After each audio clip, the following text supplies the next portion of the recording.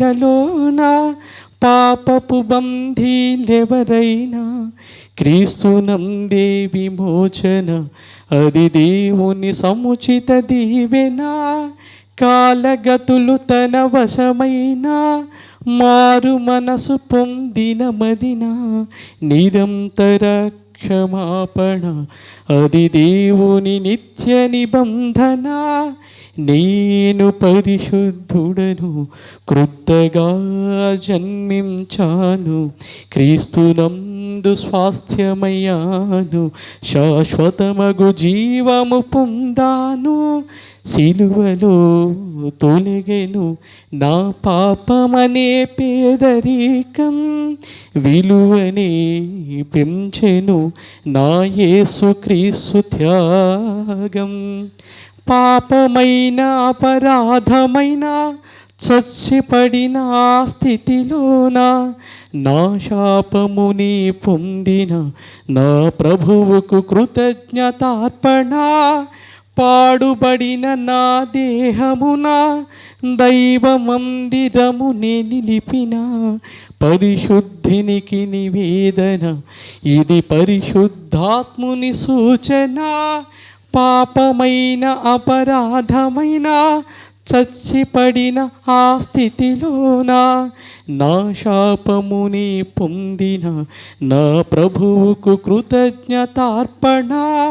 పాడుపడిన నా దేహమున దైవ మందిరమునే నిలిపిన పరిశుద్ధునికి నివేదన, ఇది పరిశుద్ధాత్ముని సూచన.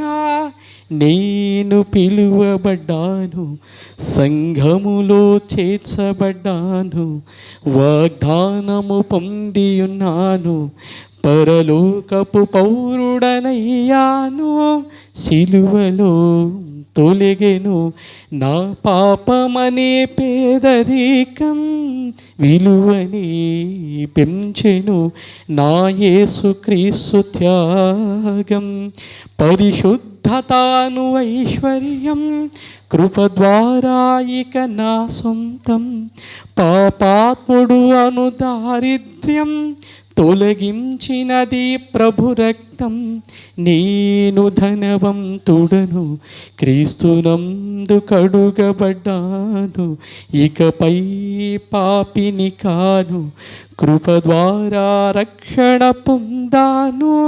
సిలువలో తొలగెను నా పాపమనే పేదరికం, విలువని పెంచెను నా యేసుక్రీస్తు త్యాగం.